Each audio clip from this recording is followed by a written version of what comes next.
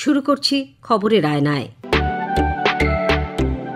আকাশবাণীর সংবাদ বিভাগের এই সাপ্তাহিক অনুষ্ঠান আপনাদের সামনে উপস্থাপন করবে এমন অনেক কিছু যেগুলি দৈনন্দিন খবরের ভিড়ের মধ্যেও বিশেষ উল্লেখের দাবি রাখে। ব্যতিক্রমী অনেক ঘটনা সময়াভাবে উপযুক্ত মাত্রায় পরিবেশন করা সম্ভব হয় না। আবার বেশ কিছু ঘটনাও নানান কারণে সবার চোখ এড়িয়ে যায়। এমন নানান রঙের মালায় গাঁথা এক অনুপম উপহারই হল খবরের আয়নায়। আজকের আয়নায় রয়েছে সুন্দরবনে ঘূর্ণিঝড়, আমরা কতটা প্রস্তুত। জলবায়ুর পরিবর্তনের ফলে সুন্দরবন আজ বিপন্ন। মাটি বসে যাচ্ছে, সাগর এগিয়ে এসে গ্রাস করছে বসতি ও কৃষিজমি। সমুদ্রের জলের উষ্ণতা বাড়ছে, সেই সঙ্গে বাড়ছে ঘূর্ণিঝড়ের দাপট। এই উপকূল এলাকা বিস্তৃত রয়েছে পূর্ব থেকে পশ্চিমে। জোয়ার এবং সামুদ্রিক এই ঝড়গুলিও এগিয়ে আসে দক্ষিণ থেকে উত্তরের দিকে। বিজ্ঞানীদের মতে ভৌগোলিক এই অবস্থানের কারণেই সুন্দরবনের এই সংকট বেশি গভীর। বিশ্ব ঐতিহ্য ও রামসার সাইট হিসেবে ঘোষিত হলেও সুন্দরবনের পুনরুজ্জীবনে যে পরিকল্পনা গ্রহণ করা দরকার তা আজও নেওয়া হয়নি বলে নানান মহলে অভিযোগ শোনা যায়। রেমাল ঘূর্ণিঝড় পরবর্তী সময়ে আমাদের প্রতিনিধি কথা বলেছিলেন সুন্দরবনের মানুষ, বিজ্ঞানী ও পরিবেশ কর্মীদের সঙ্গে। সেই মতামতই আমরা তুলে ধরব আজকের খবরের আয়নায়। সাম্প্রতিককালে বঙ্গোপসাগরের মোহনায় যে ঘূর্ণিঝড়গুলি সুন্দরবনকে কম বেশি বিধ্বস্ত করেছে সেগুলি হল টুবি 2002, সিডার 2007, বিজলি 2009, আয়লা 2009, বুলবুল 2019, আমফান 2020, ইয়াস 2021 ও রেমাল 2024। এই ঝড়ের অভিজ্ঞতা তাঁদের কাছে কেমন? গোসাবার ছোট মোল্লাখালীর বাসিন্দা গৌর সরকার বললেন, দুর্যোগ পরবর্তী সময়ে ত্রাণের ব্যবস্থা উপযুক্ত মাত্রায় থাকে না, শিবিরগুলিও পর্যাপ্ত নয়। এই মাছ কাঁকড়া আমাদের জীবিকা। ছোট ছেলে তামিলনাড়ুতে একটা কোম্পানিতে ওই কাজ করে। গ্রামের মানুষ দলমত নির্বিশেষে একত্রিত হয়ে সে সময় কিছু তেরপল দিয়েছিল পঞ্চায়েত থেকে, সেগুলো কাটাছেঁড়া গ্রামের মানুষেরা সবাই মিলে নদী বাঁধকে ঠেকানো হয়েছে এবং গাছগাছালি পড়েছে। এখনো পর্যন্ত বিদ্যুৎ দেয়নি এলাকাতে, ফলে আমাদের জেনারেটর চালিয়ে ফোনগুলো চার্জ করতে হয়েছে। ঠিক এইরকমই পরিস্থিতি। আমাদের যে ফ্লাড সেন্টার, যে এলাকায় আমরা বসবাস করি, নদীর কিনারে দিয়ে 7-8 কিলোমিটার দূরত্ব, আর গ্রামের ভেতরে ছোট ছোট বাড়ি আছে, সেখানে নিজেদের সপরিবারে থাকা। আর পাশে একটু স্কুল, এই প্রাইমারি স্কুলগুলো আছে, তো সেই প্রাইমারি স্কুলে আর কত মানুষ দিয়ে বাঁধবে, এই হচ্ছে আমাদের পরিস্থিতি। সরকারি উদাসীনতার অভিযোগ করলেন হিঙ্গলগঞ্জের বাসিন্দা দেবাশিস বর্মন। সামাজিক বনসৃজন থেকে শুরু করে ম্যানগ্রোভকে রক্ষা, সুন্দরবনের মানুষের জীবন রেখা, নদী বাঁধ 3,500 কিলোমিটারের, সেগুলো সুরক্ষা করা, উঁচু করা, পাকাপোক্ত করা, মাস্টার প্ল্যান করা, এগুলো যেমন দরকার, সেগুলো আমরা ক্রমশ দেখছি কেন্দ্র রাজ্য কোনো সরকারই নজর দিচ্ছে না। একেবারে আমফান, ইয়াস পরপর এসব হয়েছে, কোনো পরিকল্পনা এই সময়কালের মধ্যে নজর আসেনি গত 8-10 বছর 12 বছর ধরে। পাথর প্রতিমা জি প্লটের বাসিন্দা সুভাষ আচার্য বললেন, গ্রামের মানুষই স্বতঃপ্রণোদিত হয়ে এগিয়ে এসে বাঁধ রক্ষা করে। ত্রাণের সামগ্রী মজুত করা বা বিপন্ন এলাকা থেকে মানুষজনকে নিরাপদ স্থানে সরিয়ে নেওয়া যাওয়া হয়। এর ফলে হয়তো মৃত্যু বা আহত হওয়ার সংখ্যা তেমন বাড়েনি, কিন্তু আতঙ্কের প্রহর বা জীবনের আশঙ্কা কিছু কমেনি। রেমাল বাংলাদেশে চলে যাবার পর আমরা পর্যালোচনায় যাই, তাহলে দেখব যে ধরনের ক্ষতির আশঙ্কা করা হচ্ছিল আমাদের ভারতীয় সুন্দরবনের নিম্ন এলাকাগুলোতে, বিশেষত কুলতলি, গোসাবা, সন্দেশখালী এবং হিঙ্গলগঞ্জ, এই যে বাংলাদেশের পার্শ্ববর্তী যে ব্লকগুলো, এতে যে ধরনের ক্ষতি হওয়ার কথা ছিল ততটা কিন্তু হয়নি।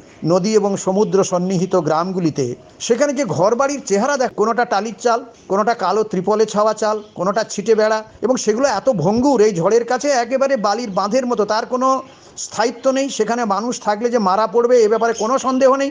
কিন্তু সবচেয়ে বড় কথা যেটা হলো যে ইয়াস হয়ে গেছে, প্রায় 3 বছর হতে চললো।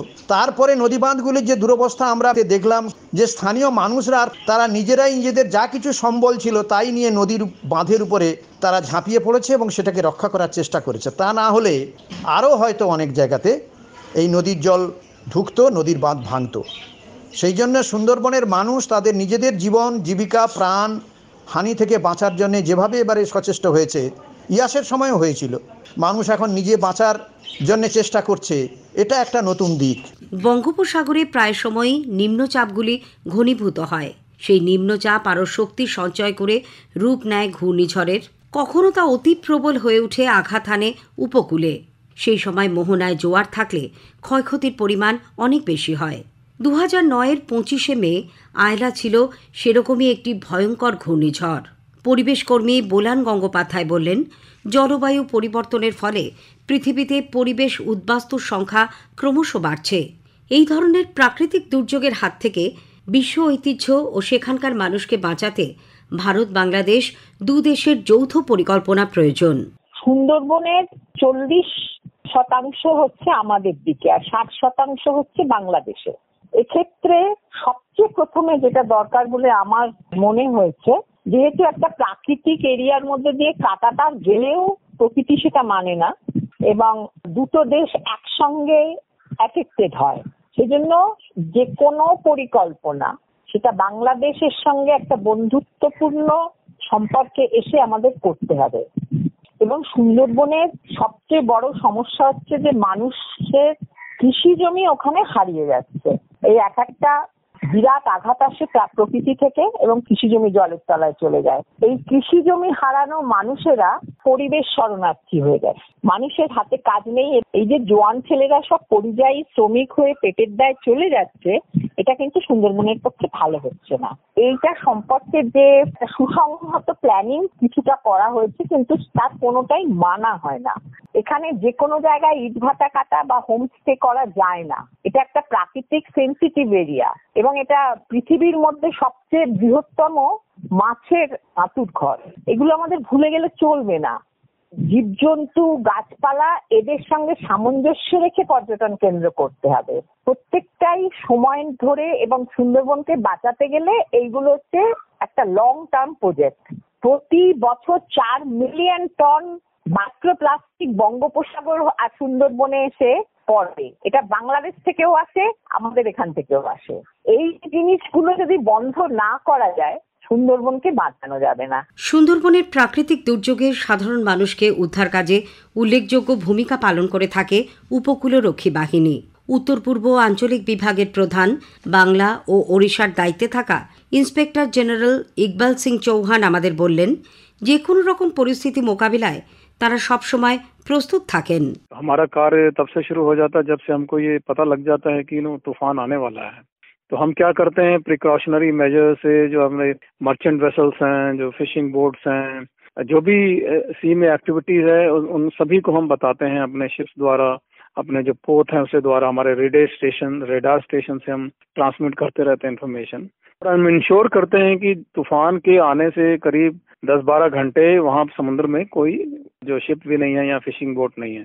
तो ये हमारा कार्य जो है वो बहुत अच्छा रहता है, जिसके कारण क्या होता है कि कोई मर्चेंट वेसल नहीं है या फिशिंग बोट नहीं है जो समुद्र में है, जिसके कारण कि इनकेस अगर तूफान आता है तो उनको नुकसान नहीं होगा।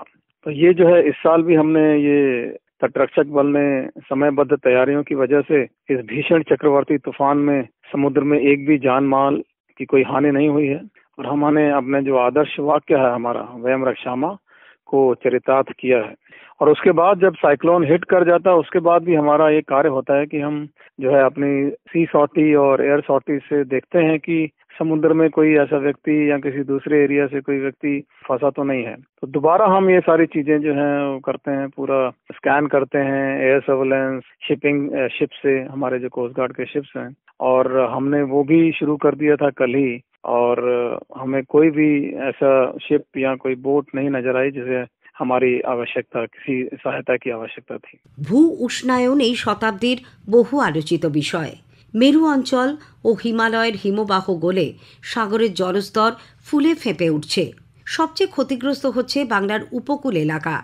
পরিবেশবিদ ও সাংবাদিক জয়ন্ত বসু বললেন, আলোচনার পাশাপাশি দ্রুততার সঙ্গে সুন্দরবনকে বাঁচাতে পদক্ষেপ নেওয়া প্রয়োজন।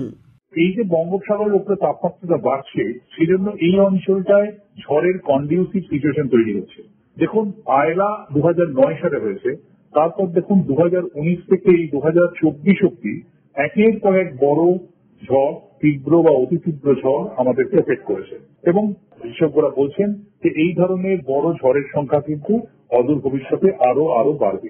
মনে রাখতে হবে যে এই যে রেমাল ঘূর্ণিঝড়টা হয়ে গেল, এই রেমাল ঘূর্ণিঝড়ে আমরা যতটা ভয় পাওয়া গিয়েছিল অতটা আক্রান্ত হইনি, তার পিছনে নিছক ভাগ্য রয়েছে। আপনি যদি একের পর এক ফ্যাক্টর দেখেন, প্রথম কথা রেমাল ঘূর্ণিঝড়টা ভারতীয় ভূখণ্ডের খানিকটা পাশে গিয়ে পড়লো। দ্বিতীয়ত হচ্ছে এটা যখন পড়লো তখন ইতিমধ্যেই ভাটা শুরু হয়ে গেছে। তৃতীয়ত হলো এমন একটা দিনে পড়লো যখন মরা কোটালা নেই, মরা কোটালার দিকেই হচ্ছে। এই সবটা মিলিয়ে এবং আইএমডি যেটা বলছে যে ঝড়ের ডান দিকে অর্থাৎ বাংলাদেশের দিকে ঝড়ের প্রাবল্য বেশি ছিল, ভারতের দিকে বৃষ্টির প্রাবল্য বেশি ছিল, কিন্তু আমফান বা আয়লার মতো বিপর্যয় হয়নি। কিন্তু এরা প্রত্যেকবার ঘটবে না। আমাদের সুন্দরবনকে বাঁচানোর জন্য এক্ষুনি যেটা করতে হবে একটা কম্প্রিহেন্সিভ মাস্টার প্ল্যান। সুন্দরবনে প্রায় 50 লক্ষ মানুষ থাকেন, তার মধ্যে অন্তত 15 লক্ষ মানুষ এই ধরনের বিপর্যয়ের একেবারে দুয়ারে বসে আছেন। এই 15 লক্ষ মানুষকে আমি কোথায় সরাবেন? এটা একটা বলাটা সোজা, করাটা সোজা নয়, করাটা প্রায় অসম্ভব। তো সেই জায়গায় দাঁড়িয়ে কিছু মানুষকে সরাতে হবে যারা অত্যন্ত সমস্যায় আছেন, কিন্তু অধিকাংশ ক্ষেত্রে যেটা করতে হবে যে অ্যাডাপ্টেশন, অর্থাৎ যারা যেখানে আছেন তারা কি করে সেখানে আরো ভালো করে থাকতে পারেন। মানে এমন এগ্রিকালচার করতে হবে যেটা স্যালাইন টলারেন্ট এগ্রিকালচার। কিন্তু ঝড় হয়ে যাওয়ার পর যদি নোনা জল ঢুকে যায় তাহলে বছরের পর বছর মানুষ চাষাবাদ করতে পারবে না। তাহলে একটা হচ্ছে ডিরেক্ট ডিজাস্টার আর একটা ইনডিরেক্ট ডিজাস্টার। এই দুটো বিষয়কে মাথায় রেখে এখানে প্রপারলি পরিকল্পনা করতে হবে। তাহলে সুন্দরবনের 50 লক্ষ মানুষের জন্য যদি একটা পলিসি করতে হয় তার টাকা আমাদেরকেই জোগাড় করতে হবে। সেটা বেশ খানিকটা হয়তো সরকার থেকে আসবে, হয়তো খানিকটা আমাদের প্রাইভেট সেক্টর থেকে আসবে। সবাইকে মিলে একযোগে সুন্দরবন বাঁচানোর পরিকল্পনা করতে হবে এবং তার রূপায়ণ করতে হবে। আলোচনার পাশাপাশি কাজটাও চলুক। বিশেষজ্ঞরা বলছেন, সাগরের জল 1 মিটার উঁচুতে উঠলে পৃথিবীর বিভিন্ন সমুদ্র উপকূল থেকে অন্তত 70 লক্ষ মানুষ বাস্তুচ্যুত হবেন। সেদিক থেকে বাংলার উপকূল আরও অনেক বেশি বিপন্ন। সমুদ্র বিজ্ঞানী অধ্যাপক সুগত হাজরার মতে, আবহবিজ্ঞান এখন অনেক উন্নত এবং বাঁধ নির্মাণের কাজও বেশ ভালো হয়েছে। তবে সংরক্ষিত দ্বীপাঞ্চলগুলিকে বাঁচাতে আরও আধুনিক চিন্তা ভাবনা এসেছে, সেগুলি প্রয়োগ করা দরকার। এটার একটা বড় প্রস্তুতির জায়গা যেটা ছিল আমফানের পরবর্তী স্তরে, যে বাঁধগুলিকে আর একটু মেরামত করার দরকার ছিল। সেইটা অবশ্য 2020 থেকে এই সময়ের মধ্যে সবটা হয়ে ওঠেনি, কিন্তু এখন প্রায় 2400 কিলোমিটারের মধ্যে 700-800 কিলোমিটার বাঁধ খুবই বিপন্ন অবস্থায় আছে। মাটির বাঁধ বা এই জিনিসগুলিকেই এখন আমাদের যে কোনো আরেকটু বেশি প্রস্তুত করে তোলা দরকার। কিন্তু যা যা কাজ হয়েছিল, সিমেন্টের বাঁধ বানানো, সেগুলি অনেকটা জায়গা জুড়ে আছে, সেই জায়গায় বিপদটাকে আটকে দেওয়া গেছে। যে জায়গায় পারা যায়নি, যেমন মৌসুমী, এই জায়গায় সত্যিকারে আমাদের বাঁধ দরকার। এবং তার জন্য প্রস্তুতি হিসেবে আমি মনে করি যে এখনো পর্যন্ত যে প্রচেষ্টাগুলো হয়েছে শুধু ডাঙা ভিত্তিক এবং সেটা সুন্দরবন মানুষরা যেখানে থাকেন সেই সব জায়গায়, কিন্তু তার জন্য যেটা দাঁড়াচ্ছে যে সুন্দরবনের যে ম্যানগ্রোভ বনভূমি অঞ্চল, সেই বনভূমি অঞ্চলেরও কিন্তু ভীষণ ক্ষয়ক্ষতি হচ্ছে। সেখান থেকে ম্যানগ্রোভরা আর উঠে দাঁড়াতে পারছে না, কেননা আবহাওয়া পরিবর্তন, পরিবেশ পরিবর্তনের ফলে ম্যানগ্রোভরা বাড়তি তাপ এবং স্বাদু জলের অভাব এবং মূলত স্বাদু জলের নদীর সোর্স না থাকায় পলি বা সেডিমেন্টের অভাবের জন্য এমনিই ওরা দুর্বল হয়ে পড়ছে। তারপরে এই ঝড়ঝাপটা, এইগুলোকে কাটিয়ে ওঠা ওদের পক্ষে মুশকিল। সুতরাং ম্যানগ্রোভকেও বাঁচাতে গেলে হয়তো আমাদের সমুদ্রের ভেতর থেকে বাঁধ দেওয়ার ব্যবস্থা করতে হবে। সেই রকম অফশোর রিফ আমাদের তৈরি করতে হবে, আর্টিফিশিয়াল অয়েস্টার রিফ, বা বাঁধগুলি যেগুলি হয়েছে সেগুলোকে মেরামতের জন্য বা সেগুলোকে বাড়তি প্রোটেকশানের জন্য আমরা টো লাইন প্রোটেকশান বলি, যে টেরাকোটার রিং ব্যবহার করে সেখানে পলি ধরে রেখে সিল ট্র্যাপের মাধ্যমে বাঁধগুলি রক্ষণাবেক্ষণ, এই সমস্ত নতুন ধরনের চিন্তার রূপায়ণ আমাদের করতে হবে। একটা মানুষের বসবাসের জায়গা, একটা বাঘের বসবাসের জায়গা, এই দুটিকেই বাঁচানো আমাদের এখন প্রায়োরিটি হওয়া উচিত। আজকের আয়নায় শেষ করার আগে একটা অনুরোধ, আপনাদের কেমন লাগলো এই অনুষ্ঠান ইমেইলে জানান অথবা আকাশবাণী সংবাদের সোশ্যাল মিডিয়া পেজে। সেরা চিঠির উল্লেখ থাকবে প্রেরকের নাম সহ। আজ এই পর্যন্তই। আবার আগামী সপ্তাহে ঠিক এই সময় আকাশবাণীর সংবাদ বিভাগ প্রযোজিত খবরের আয়নায় নিয়ে আসব আপনাদের সামনে। ভাষ্য পাঠে ধৃতি সেন শর্মা, সংকলন ও প্রস্তুতি অভিজিৎ চক্রবর্তী।